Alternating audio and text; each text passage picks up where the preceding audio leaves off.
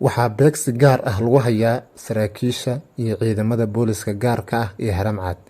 kuwaas oo dhammaantood uu Mahasalaad u haliilayo in uu dhammaantoodba uu qudha ka wada jiro. Waxaana dhalinyaradaas uu u beegsanayaa in ay cadaadiyeen waqtigii uu dibadjoogga ka ahaa siyaasadda dowladdii tan ka horreysay, wuxuuna u ciishoonayaa oo ay ka go-an tahay xasuuqa ciidamada Haramcad. Dowladda iyo magaranaysaa madaxda ugu sarreysa dowladdana waa ay arkaysaa, wayna ku fiirsanaysaa. Dhammaan saraakiisha ciidamada dowladda iyo sidoo kale xildhibaanada madaxweynaha waxay u gudbiyeen codsi ah in Mahasalaad shaqadiisa uu fargeliyo madaxweynaha, isla markaana dhibaatada uu ku wado ciidamada Haramcad uu qabto, maadaama ciidamadan ay yihiin ciidamo dowladeed oo dowladda Soomaaliya ay leedahay oo aysan ahayn ciidamo uu leeyahay Maxamed Cabdulaahi Farmaajo. kulan wacan wanaagsan daawadayaal meel bood joogtaan iyo si walba isarag maqalkeena idiin soo gaadhay kusoo dhawaada warkeena qodobada aad ku maqli doontaanna waxaa ka mid a muran siyaasadeed oo ka dhashay sababta ka dambeysa dilalkii isdabajoogaha ee loo geystay taliyayaasha ciidanka Haramcad. maxaa ka jira in qaybo ka mid a magaalada Muqdisho ay xidheen ciidanka Haramcad? warkeena ayaan ku faahfaahin doonaa. dhanka kalena dowladda federaalka Soomaaliya oo shaacisay inay dishay sargaal sare oo ka tirsan urka argagixisada Al-Shabaab kuna dishay gobolka Shabeellaha Dhexe. dagaal ka dhacay deegaanka Basra iyo khasaaraha oo faahfaahsan. ururka Shabaab oo qarxiyay ceelbiyoodyo sidoo kalena afduubtay dad rayda. xiisad xoogan oo ka taagan magaalada Beledweyne iyo talayaashii NISA iyo booliska looga yeedhay magaalada Muqdisho oo xabsiga loo taxaabay. Siciid Cabdulaahi Dani madaxweynaha maamulka Puntland oo dhex dabaalanaya culaysadii ugu weynaa abid kadib markii uu ku guuldareystay muddo kororsigii maalmihii ugu dambeysay baa la rajeynayay in uu ku dhawaaqo, isla markaana uu sheegay inuu haatan u weeciyey siyaasadiisa doorasho qof iyo cod. arrintaasi oo gebi ahaanba ay ka hor imaadeen saamileyda siyaasadeed ee maamulka Puntland. dhanka kalena ururka argagixisada Al-Shabaab ayaa markii ugu horeysay dalbaday wadahadal shuruud la'aan kaasi oo ay sheegeen inay la geliyaan dowladda federaalka Soomaaliya. arrintani horey waxaa u shaaciyay wadamo reer galbeed kuwaasi oo sheegay inay ku hawlan yihiin sidii ay u dhexdhexaadin lahaayeen dowladda federaalka Soomaaliya iyo waliba ururada argagixisada. arrintan ayay wadamada reer galbeedka uga gol leeyihiin in ay ururka Al-Shabaab xafiis uga sameeyaan wadanka Qatar, sidii horeyba xafiis halkaasi wadahadal loogu sameeyay ururkii Taliban ee haatan la wareegay talada wadanka Afghanistan. dhanka kale ururkani ayaa soo baxaysa warar la xidhiidha in gebi ahaanba uu kala jabay maadaama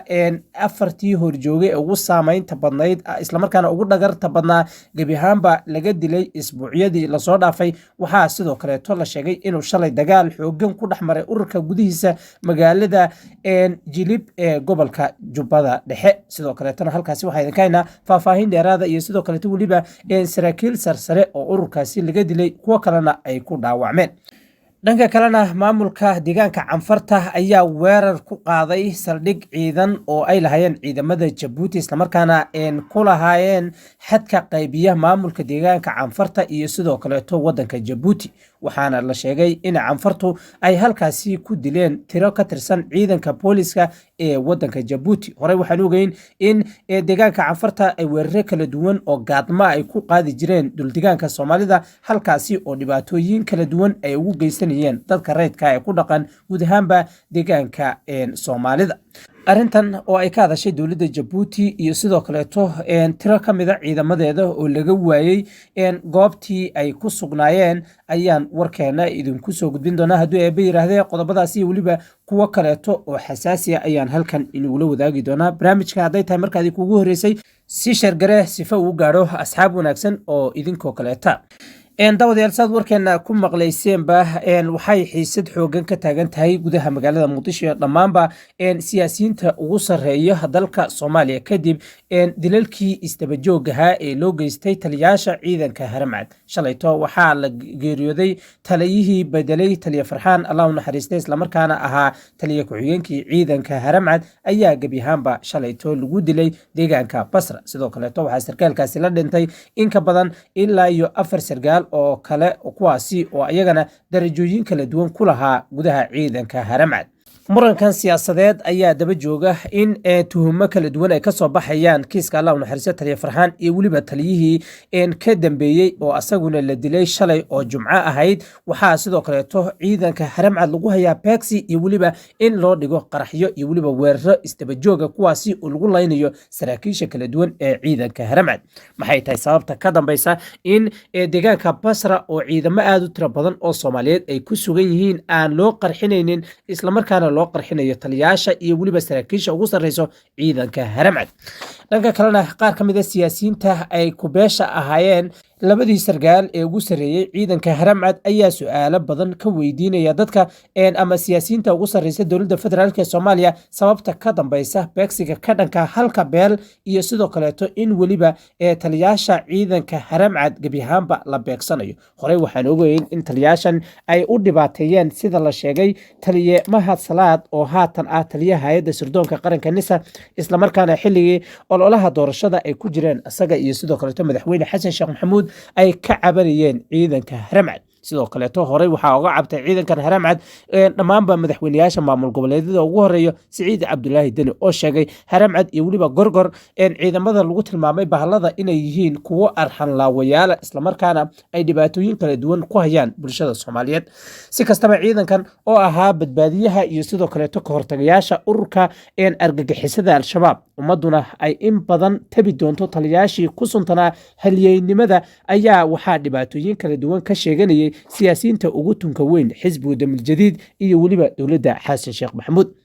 si kastaba warar soo baxayo iyo sidoo kaleeto codod sira oo aanu helay ayaa muujinaya in taliyaha hay-adda sirdoonka qaranka nisa uu bilaabay beegsi ka dhana saraakiisha ugu sarreyso ciidamada haramcad islamarkaana waxaa la sheegay in assassinationkii lagu dilay taliya farxaan qaroole iyo weliba taliyihii ka dambeeyey inay ahaayeen kuwo meesha ka saaraya in gebi ahaanba ciidamadaasi ay ku maqan yihiin gacanta ururka argagixisada al-shabaab. taliyaha ciidamada guud ee dalka soomaaliya taliye odawaah ayaa sheegay in aan marnaba aysan dhiigooda iyo sidoo kaleeto taliyaashii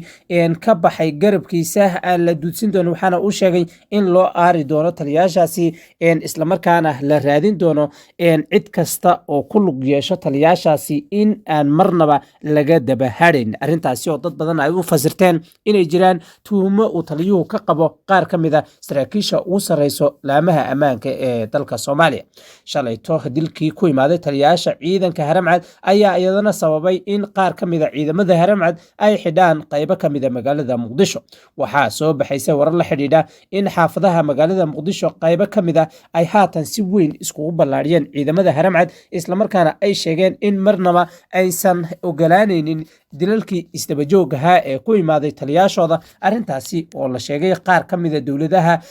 sirdoonkoodu ay ku xoogan yihiin dalka soomaaliya ka mid yihiin imaaraadka iyo weliba kenya inaysan marnaba raalli ka ahayn jiritaanka ciidanka haramcad. sidoo kaleeto waxaa soo baxaysa warar la xidhiidha in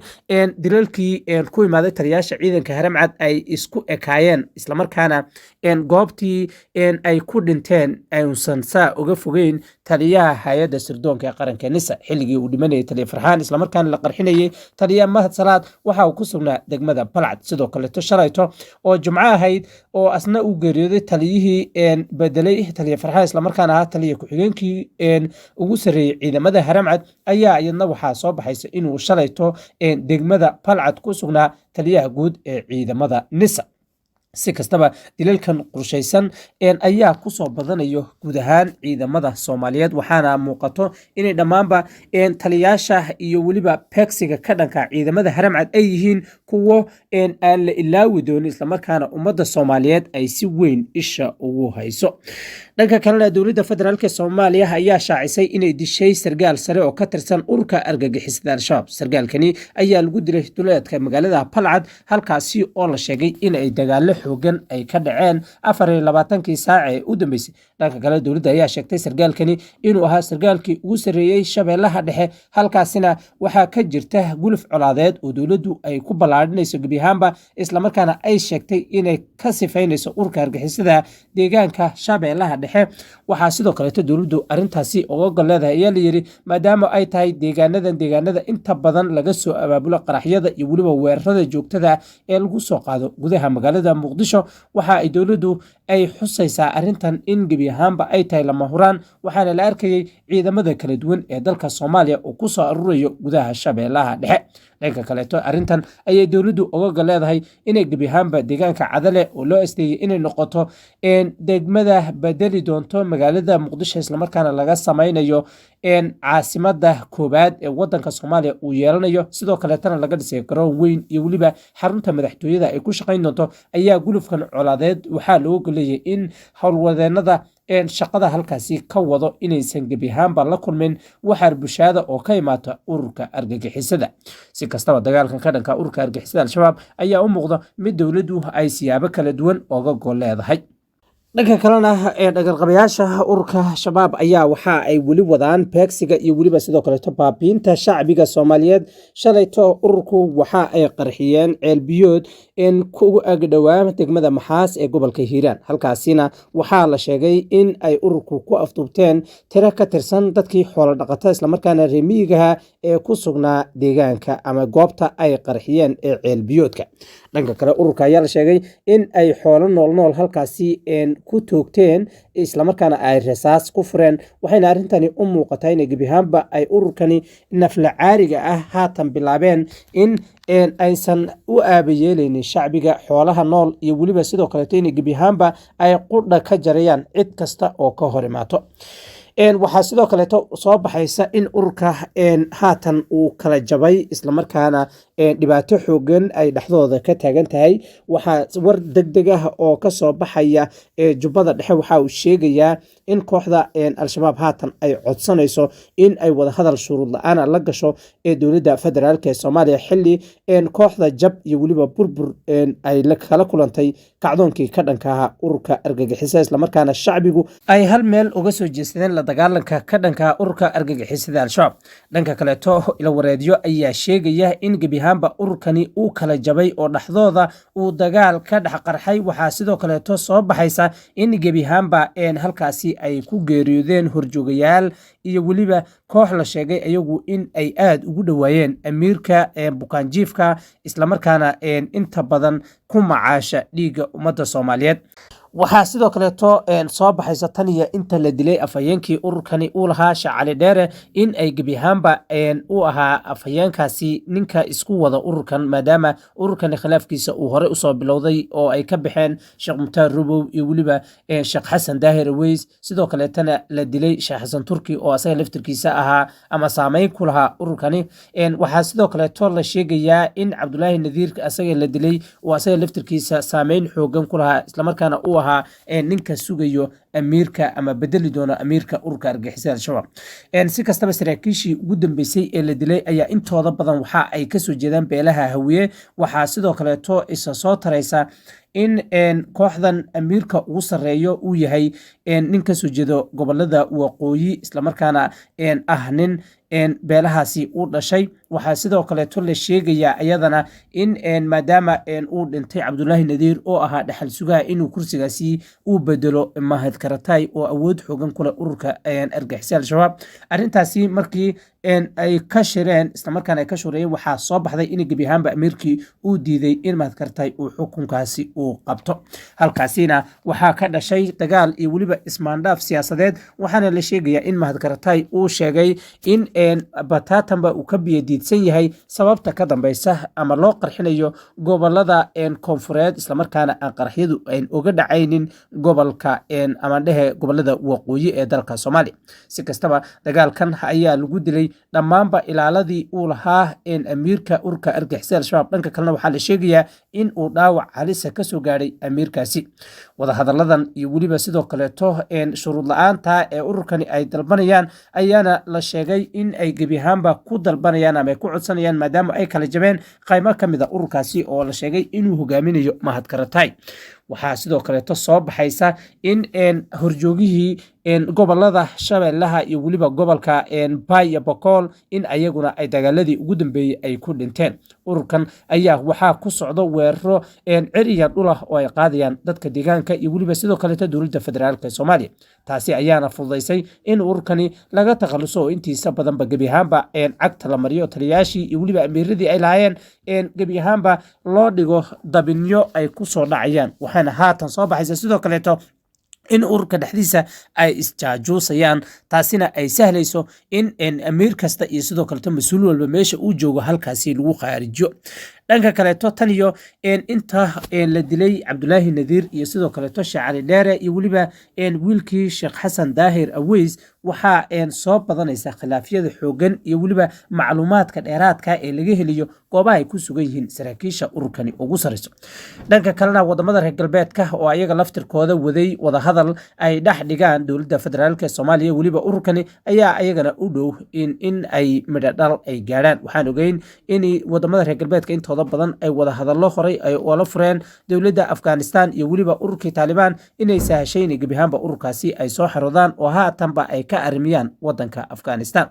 dhanka kalena siciid cabdulaahi deni madaxweynaha maamulka puntland oo qorsheynayey inuu muddo kororsi u samaysto ayay arrintaasi gebi ahaanba ku noqotay mid aan suurtagal ahayn, waxaana uu siyaasadiisii u wiciyey inuu dhaho waxaan qabanayaa doorasho qof iyo coda, taasi oo gebi ahaanba aan suurtagal ahayn sida ay sheegeen madaxweynihii hore ee maamulka puntland faroole iyo weliba madaxweyne cabdiweli gaas oo ayagu siyaabo kala duwan ku fasirtay damaca fog ee uu leeyahay siciid cabdulaahi deni. waxaana ay sheegeen in aysan marnaba suurtagal ahayn doorasho qof iyo coda oo ka dhacdo maamulka puntland xili ay jiraan weeraro ay ururada ay soo qaadayaan iyo weliba in dadka shacbiga ee ku dhaqan maamulka puntland aysan ka jirinba wax heshiisa. waan ognahay in xiisadihii xooganaa isdabajoogaha ee ka dhacay maamulkaasi ay sababtay inay sii kala fogaadaan qabilaadka iyo sidoo kaleto beelaha ku dhaqan maamulka puntland. dhanka kaleeto siciid cabdulaahi deni oo horey u sheegay in maamulkiisa uu noqonayo maamulkii ugu horeeyey ee soomaaliya ee doorasho qof iyo coda ka hirgeliyo, arrintaasi gebi ahaanba ay ka hor imaadeen siyaasiyiinta ugu muga weyn maamulka puntland. si kastaba siciid cabdulaahi deni ayaa weli ku adkaysanayo inuu qabto doorasho qof iyo coda, taasi oo la sheegay inuu oga leeyahay inuu gebi ahaanba ku shubto oo mar labaad uu kusoo laabto maadaama baarlamaanka maamulka puntland aysan mar labaad u codeyneynin in uu ku guuleysto kursiga ugu sarreeyo maamulkaasi. dhanka kalena saraakiishii sarsare ee gobolka hiiraan ugu sarreysay ciidamada nisa iyo weliba booliska ee looga yeedhay magaalada muqdisho ayaa gebi ahaan xabsiga loo taxaabay sida ay sheegtay warbaahinta ciidanka ee dalka soomaaliya. sidoo kaleeto taliyaashani ayaa lagu eedeeyey inay habaacsanaan amni iyo weliba sidoo kaleeto in ay gebi ahaanba aysan ka hortegin weeraradii isdabajoogaha ee ka dhacay magaalada beledweyne. xiisad xoogan oo ka taagneyd magaalada beledweyne ayaa u muuqata haatan in ay gebi ahaanba isku bedeshay mid qabiil, waxaana soo baxay in magaaladaasi haatan loo kala fadhiyo laba qaybood oo kale ah beelaha ugu tunka weyn magaalada beledweyne. dhanka kalena xiisadani ayaa laga cabsi qabaa in taliyaashani maadaama xabsiga loo taxab islamarkaana uu codsaday gudoomiyaha gobolka hiiraan in taliyaashani la xidho in ay iyadana xaalada uga sii dari doonto. waxyaabaha kasoo kordhana wararkeena dambe ayaan idinku soo gudbin doonaa. dhinaca kalena deegaanka canfarta ayaa weerar ku qaaday dalka jabuuti islamarkaana waxaa la sheegay in saldhig ciidan oo ku yaala xuduudda deegaanka canfarta iyo weliba sidoo kale dalka jabuuti ay halkaasi cagta mariyeen. waxaa sidoo kaleeto halkaasi lagu dilay tiro gaadhaysa 7 askari oo ka tirsan ciidanka wadanka jabuuti halka 4 kalena lagu dhaawac. dhanka kaleeto dowladda dalka jabuuti ayaa sheegtay in ilaa iyo tiro gaadhaysa 6 askari jaani cirib meel ay dhigeen aan la haynin. sidoo kaleeto dowladda jabuuti ayaa ka codsatay dowladda Ethiopia in ay arrintani jawaab ay ka bixiso maadaama fallaagadani aan la garanaynin qorshaha ay ka lahaayeen inay soo weeraraan saldhigga boolis ee ay ku lahaayeen dalka jabuuti xuduudda labada deegaan. dhinaca kale waxaan ogeyn in ciidamada canfartu ay weeraro kala duwan ku hayeen deegaanka galbeedka gobolka city halkaasi oo gebi ahaanba sida ay qortay warbaahinta Reuters ay la waayay 700 oo qof kuwaasi oo lagu afduubay magaalada Garbaciis iyo weliba Candhuufti Cateytu halka deegaanadaasi intooda badan ay gacanta ku hayaan dableydii weerarka soo qaaday. guud ahaan qodobadaasi ayaa warkeena u dambeeyay. intaan warka xigay ku kulmi doona waxay naga tagay sidaas iyo amaana Allah.